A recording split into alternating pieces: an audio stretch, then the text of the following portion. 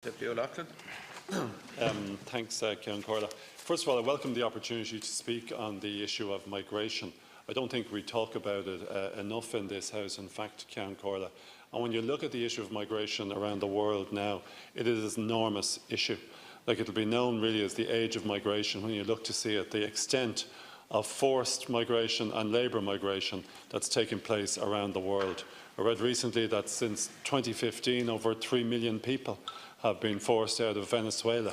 We've seen the terrible tragedies of Northern Africa, where people are forced out of North Africa because of conflict there, and they come to Europe, or in the case of South America, they go to the United States because they want to get a better life for themselves and for their children. So there's an enormous global issue concerning migration, and it's important that in this country and in this House we debate it. There's also the more specific local issue of migration and how it affects certain young people who, without any shadow of a doubt, are Irish people. Deputy Brady just referred to Eric in Wicklow there. This is an area where there has to be statutory reform. It is not really fair for young kids who find themselves at 14, 15 years of age that they become the centre of a public campaign to the Minister for Justice seeking to have them stay in the country when everyone knows they're as Irish as the next kid in the classroom.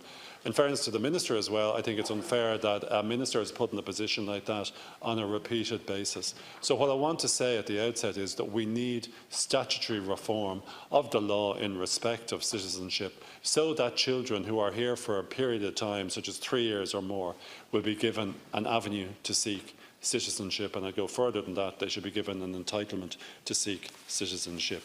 I also think that we need to say that migration in Ireland has had a very positive impact on the Irish population.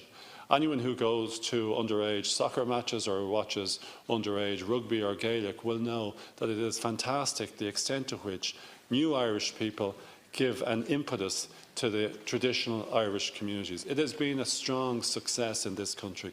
We don't praise ourselves in this country for many things, but one of the things, in my opinion, that we have handled well in this country is the migration that has taken place and was initiated since the beginning of the 1990s.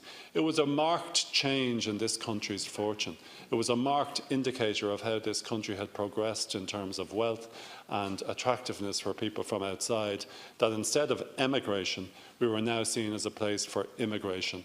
And I welcome all the people who have come into this country, and I think they've done a great job in adding to the cultural wealth of this country, and indeed just by adding to the gene pool of the country, it has broadened and strengthened the whole theme of Irishness. Now, that brings me then to this piece of legislation which seeks to give birthright citizenship to every person born in Ireland. I think we need to deal at the outset about what is the issue concerning birthright citizenship. It's not that common around the world for birthright citizenship to be given out. In fact, only 30 out of about 190 countries in the world have birthright citizenship. None in Europe have it. I listened to Deputy Barry say about how in recent years there's been a shift in European countries away from birthright citizenship.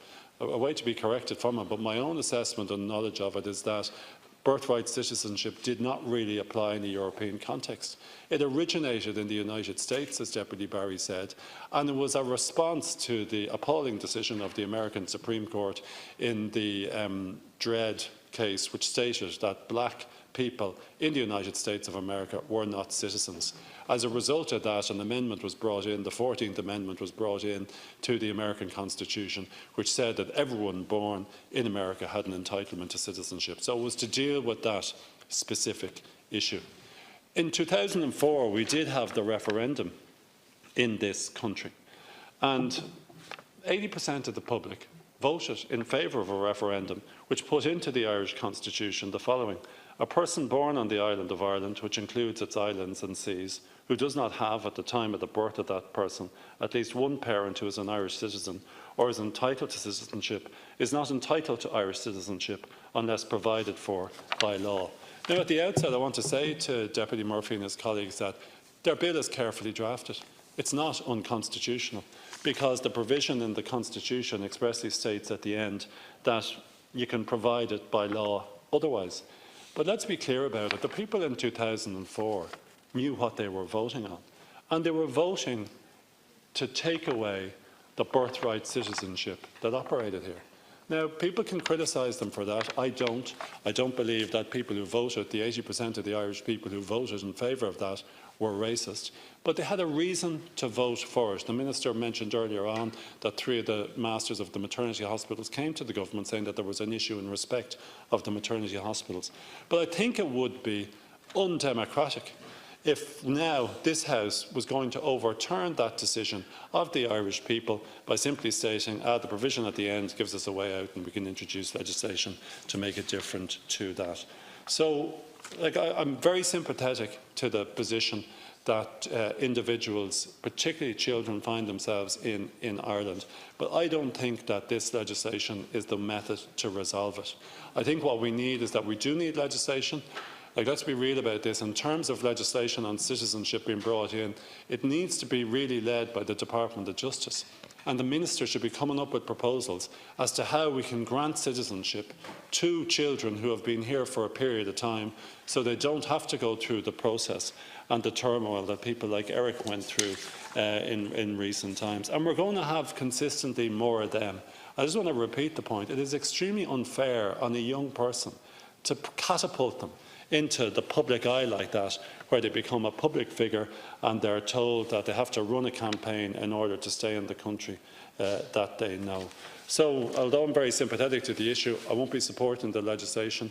I think we need to recognise as well that if it was the case that birthright citizenship was given to everyone born in the island of Ireland in the context of Brexit, well, obviously everyone born in the north would automatically get European citizenship. And that would mean everyone in the United Kingdom would be entitled to travel to Northern Ireland and have a child there. And that would have a serious impact on the services in the north. And I think it would undermine the citizenship rules that operate throughout Europe. So listen, there's a problem here. There's no doubt about that. And my colleagues are to be commended for highlighting the problem and for there to be a debate on the problem. I think it is unfair to categorise people who oppose this legislation or who voted in favour of the referendum in 2004 as being in some way racist. We have to be able to talk about migration and citizenship without the issue of being accused of being a racist being permanently drawn up. There has to be a policy in the country. But, Minister, you're the person who's responsible for formulating and developing a policy. And within the time left, you need to get your department to develop a policy to deal with the repeated problems we've seen in respect to children, so that children such as Eric will know that if they're in this country for, say, 3 years, that they have an entitlement to seek Irish citizenship. Thanks, Ken Kernan.